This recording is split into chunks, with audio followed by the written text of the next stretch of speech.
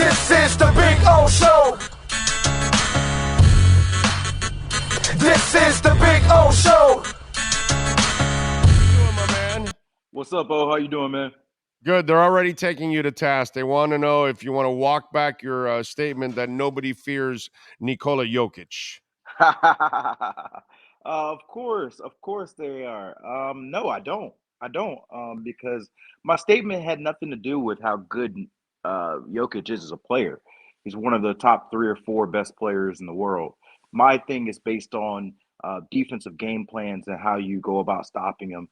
He's not the imposing force that a Embiid or a KD or these type other guys are. He impacts the game in different ways. And so he is a force, bro. He scores 30 points every night. He's a heck of a player. So maybe nobody fears was a heavy phrase. So I'll walk that back a little bit. Dude, I will say that the guy had 23 points, 17 rebounds, 12 assists, 3 steals, dude. I hear you. That's not so AD after scoring 40 points, he laid an egg last night. He 18 points. Here's how I will put Jokic in NFL terms, and I think this will relate well to Dolphins fans. Jokic to me is Tua when healthy last year, right? Where he is a very, very good player, and he can lead the league in passing rating like Tua did, but the outside public, the national opinion of Tua was not of the level of a Josh Allen, a Patrick Mahomes. Now, we still think Tua is a very good quarterback. Jokic is a very good player, but I think perception goes along with the idea of fear. And so the perception, because people don't know what the hell they're talking about. I don't care. Right, but that's perception, right? Yeah, perception. But Jokic is a badass, bro. Right, and I agree. But the perception of Jokic is different because of the style he plays in. The perception of Tua is different because of the style he plays. Tua's not going to run around in the pocket for 5 seconds and throw a ball 75 yards in the air and get this highlight reel throw. He doesn't need to do that to succeed. Jokic is not going to, cross a dude up, shoot a 3 falling away from 30 feet out. That's not going to be his game for a highlight, but he doesn't have to do that. And so my whole point is the whole fear of defending a player is we play a great defense and he does something superhero regardless. Jokic, you have to pick your poison. Do you want Jokic to score 30, 40 points, or do you want him to kill you in the assist game? And too often teams pick the middle ground, and he does both. And so he's super skilled, his thing is that he's a skilled, complete player. Yeah. He's probably the most complete. Defensively, he's not a shot. Correct. But I'm talking about his offensive game. Oh, okay. Yeah. His offensive game. He's complete. He's a three-phase player, as a scorer, as an assist guy, as a rebounder. And so it's hard to take away something on his game. Oh no, you can't. That's why he's a great player. But I'd also argue that he's maybe not other than passing, but he's not the best in any of his particular traits. He's not the best scoring big man. He's not the best defending big man. He's not the best rebounding big man. He's probably the best passing, but he is so good. He's probably top 5. He's easily the best passer. Right, but he's a top 2 or 3 scoring big man. He's probably a top 2 or 3 rebounding. So isn't he the most complete offensively? Yeah, but that doesn't mean that he's the most dominant. I mean, I would argue that. If you want to, for argument's sake, that one's a better rebounder, somebody's a better scorer, somebody's a better whatever, but he's the best all around, period. So he's better than every center in the league all around, right? Offensively? Yeah. Sure. So offensively, he's the most dominant center on the planet. That's probably fair to say. I mean, I view dominance. That's something I fear. That's something I fear. That's okay. And like I said, maybe not fearing was the wrong phrase. I'll walk that back. For the Nuggets fans, I don't know how we have Dennis Rodman. I don't know why we have so many Nuggets fans. You fear but Dennis Rodman. For all the Nuggets fans who are here, but I do walk. But let me explain something to you. You fear Dennis Rodman, not because he couldn't score, but you knew he was going to disrupt the game. He was going to defend either your best player and make his night impossible. He was going to just hound the boards like you've never seen before. And it's just something that he brought to the table. And Jokic is one of those guys. And you know, the funny part about the Denver Nuggets is I take Jokic for granted already. Like, I know who he's going to be every single night. My question with the Nuggets really is more Jamal Murray. If Jamal Murray comes to play, that's when you say, "Oh shit, the Nuggets are impossible to stop right now." You know what I'm saying? Because you start throwing in Porter and all these other guys to complement them. Because when Murray's going, dude, wow, man, he's got a Yeah, gift. He's got a yeah. Hey, that's I'll the next. give Jokic and the Nuggets a lot of props. You know, we've had fun with this. I'm clearly an Embiid fan. There's like a little rivalry between Embiid and Jokic. Jokic has done what Embiid hasn't. They've got to the Western Conference Finals and multiple times in his career. Embiid has not done that. Finals. And Finals too. I mean, no, just no, just Western Conference Finals right now. He yes, hasn't that's got to right. the finals yet, Right. but he's 2 games away. And so he deserves a lot of credit for that. He Yeah, has man. clearly been a better playoff performer than Joel at this point. And so although I'm a big Joel fan, I can admit that Jokic has done some things that he hasn't done. And so I have fun with the Jokic and Embiid stuff. They're different styles of players, and that's really my point that I'm trying to make. Embiid at his peak is probably more dominant, more imposing, more Yeah, he's feared complete. as a player. Complete. But when it's counted, Jokic has been more consistent, more complete as an offensive playmaker, and he helps make everybody else better in a way that Embiid does not do at this level of his game. Embiid Well, will get you and by the 40. way, Jokic has the Jokic, better number 2. He has the better number 2. that's fair too. That's fair too. But I am not gonna like I said. I said this when the Sixers got eliminated. You can blame James Harden. You can blame Doc Rivers.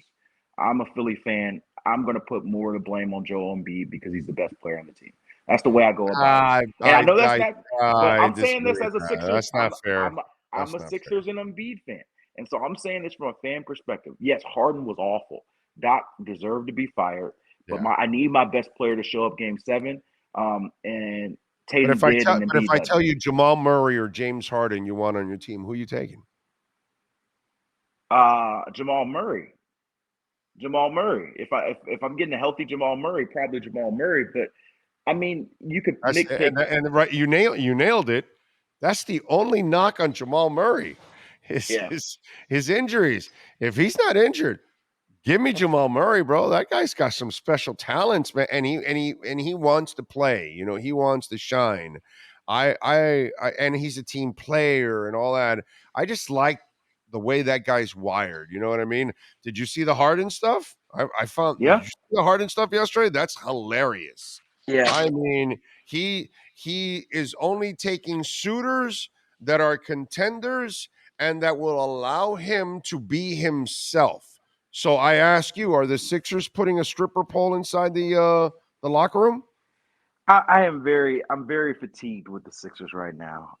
It's hard for me to just go about thinking the off season. I'm hurt. Like, I'm not gonna lie to you. I'm in a period of hurt. And so, like, I really don't care what they do right now. Like, they fired Doc, and I was like, okay, cool. But do you Like, want Harden back? As I, I don't know so why anybody would want that guy. I don't know why a contender. I get a bad team that doesn't have a lot of fans and they want to bring some attention and bring them on so you can score 30 a night and who cares? I get if you're that kind of a franchise. But if you so legitimately want to be a champion, why do you want to associate yourself with that guy? so I'm torn because James Harden was a top 20 player in basketball this year in the regular season. He played at an All NBA level. He led the league in assists. When he played this point guard style, they had him play. He was actually more effective as a player than he had been in 3 or 4 years. Now he's saying he wants to be himself. Does that mean that he wants to be that take on 30-point scorer again? I don't know if I want him to do that in my offense. But in the same spectrum, Philly's in a tough position because if James Harden walks in free agency, if he leaves to go to Houston or Yeah, they somewhere can't else, replace him. I they get it. can't replace him. And I so know. I'd rather have James Harden than nothing. Yeah, but that game doesn't age well, doggy. I That hear you. game I does hear you. not age well. I hear you. And yes, if there's a world where I can upgrade to Damian Lillard, I'd love to do that. But am I just like dreaming? You know, like maybe I'm just dreaming. And maybe it's you look at your roster. Would you rather just add 2 role players instead of James Harden, I don't know if that makes us better. I don't know if that gets us out of the second round of the playoffs. And so, given the circumstances, unless there's a miracle star move that Daryl Murray can pull off, I'd probably say I'd rather have James Harden at a reasonable salary. I'm not paying him the max. I'm not paying him a 4-year deal. But if he's willing to take a 3-year, $85-90 million deal, I think I'd probably rather do that than let him walk for nothing. All right, 2 Dolphin questions. One, everybody talks about the Heat culture, right? And Belichick has his culture. Popovich has his culture. There are certain franchises in all of sports. Some of them have had the good fortunes of developing a culture. I would think Pete Carroll has had one going on in Seattle for a while. Didn't produce a ton of titles, but could have produced at least a second there. But certain places have been able to do that, and everybody brags about what the Heat culture is all about. And it is true; it does exist, obviously. And it's way too early to say they have one because they don't. But have you seen any semblance, any examples of things that you like that McDaniel is doing that could lead to establishing a culture finally for the Miami Dolphins, because they haven't had one since Don Shula retired? Yeah, absolutely. I'll answer your question in a second. First, we're talking basketball. I will say, if the Heat win this game tonight, I think they're winning the NBA Finals. I think that No, I they're think not they'll. beating Denver's the best team. I think I'm just telling you. You That's really, just my opinion. well, you That's you my really opinion. are a Jokic hater, bro. They That's are my opinion. they are better than everybody that's left in the playoffs, man. Come All right. on. I'm just saying. Jimmy Are Butler. they I team told of you. destiny? Is that what you're saying? I feel differently about Jimmy Butler. Jimmy Butler's got to get his ring. Jimmy Okay. Butler gets a ring before Jokic. Okay. Okay. But to answer your question about the culture, I think the biggest thing I've noticed about this team, and particularly now when it has Vic Fangio as their DC, and kind of moved past the Patriot way, so to speak, is freedom. It's the ability to be yourself and think outside of the box. I thought it was very interesting listening to Jerome Baker a couple of weeks ago describe the differences between the defense and the do your job mentality that we heard so often from Brian Flores versus the Mike McDaniel, where it's use your instincts, open the box, offensive freedom. And so I think the culture here is one where players know they're going to have fun while playing, and you're going to have a unique style of playing offensively. You're going to be fast. He's going to press into that. Mike McDaniel's going to press into that on defense. They're going to be, they're going to embrace the stardom element as well. A lot of teams shy away from getting that. This team has went and got Jalen Ramsey. This team has went and got Tyreek Hill. At a lesser level, they've went and got Teron Armstead and Bradley Chubb. They're not afraid to go get a big splash move to really create talent for this team. And so I think overall, the culture they're trying to build is one that we are going to be sort of the mentality that a lot of people have of Miami, the city, free, fun, a star-driven atmosphere, and we're going to turn that ideally into wins. Now, that second part we hadn't seen yet. We got to see that at the highest level. But that, to me, is probably what you see the early stints of this culture being. Okay. I'm wondering, is your inbox, your DMs, your cell phone, are you getting bombarded by people all over the world in the Dolphin Nation clamoring for this man? Because as you know, anyone that becomes available from South Florida, well, Dolphin fans have clamored for him. So Harrison Bryant may be on the trading block for the Cleveland Browns, the former FAU All-Star.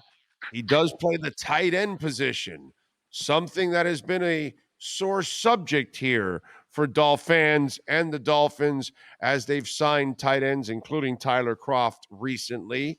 So how many people are telling you that the Dolphins should trade for Harrison Bryant now that the Browns made Njoku the top tight end on their team?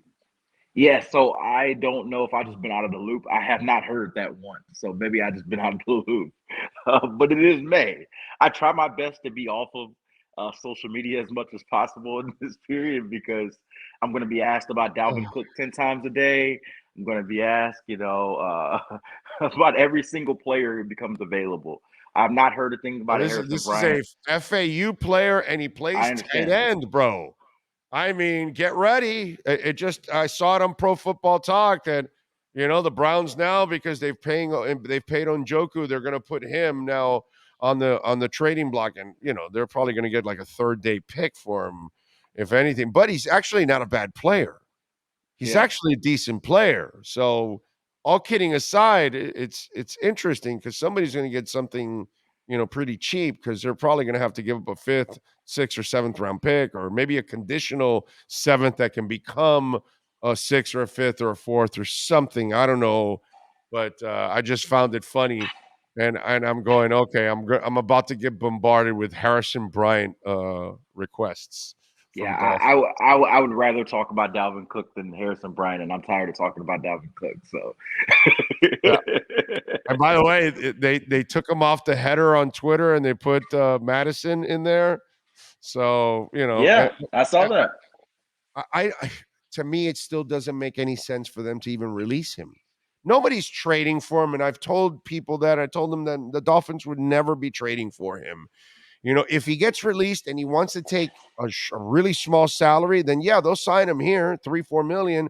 But he's not gonna get back his $10 million that he wants. If he wants to get paid, he's gonna have to go somewhere else. But in Minnesota's case, okay, sure, dude, you want to go with Alexander Madison? That's fine. But you should have a couple of backs on your roster. You already have money under the cap as it is. Yeah. You're not cap strapped or anything that you need this money so badly. To me, and you have Kirk Cousins. You don't have a great quarterback. So the more playmakers you have for him, I think the better you are. To me, it makes even 0 sense to actually release Dalvin Cook. Yeah, it's the devaluing of the running back position. I hate it. But it just seems like everybody's trying to cut money at that position. Figures if we can go cheaper and cheaper, we can find 80% of the production with the Alexander Madison for $2-3 million versus a $10-12 million for Dalvin Cook. Now, I don't agree. I think Dalvin Cook's a special player when healthy. Oh, yeah. And I think Minnesota needs those special players because Kirk Cousins, he's a good quarterback. He's not a great quarterback. You surround those type of guys with playmakers. But I'm not building that roster. And I'll tell you what, if he's released, I think he does get quite a bit of interest, across the league. Like you, I just don't know why that makes sense. My guess is they would love to get something for him. Maybe they're holding out and saying, hey, June 1st, money opens for Miami or another team, and somebody sends us a 5th or 6th round pick, and we can be rid of it. We don't owe any money to them, and we can kind of move on. And that's maybe they're holding out for that. But I don't know. It just doesn't add up to me. To me, you play it out with Cook. He's not making outrageous money, and he's still going to take 250 carries for you this year. So, but, we'll see what they do. One more thing before I let you go. Have you heard anything on the logo? Is there any chance that they're going to go back to the old logo, maybe put a new twist to it or something like that? Any news on any logo change back from the Dolphins and getting away from the whale? I have not heard anything of that respect. I know there's usually like a 5-year hiatus. You got to go without making significant changes to your jerseys or helmets or anything of that sort. I know they made a change. What was that, like 19 or 20 or something around there? So I don't know if this is the final year of that. Or what, but I have not heard anything of note about a logo change. All right, there you go. Follow him on Twitter at Cameron Wolfe. Catch his work there at the NFL Network. As always, Cam, appreciate you immensely, my friend. Thank you so much. All right, man. Great weekend. Sounds good. You too. You got it. There you go. Cameron Wolfe, baby. The man that doesn't fear Jokic.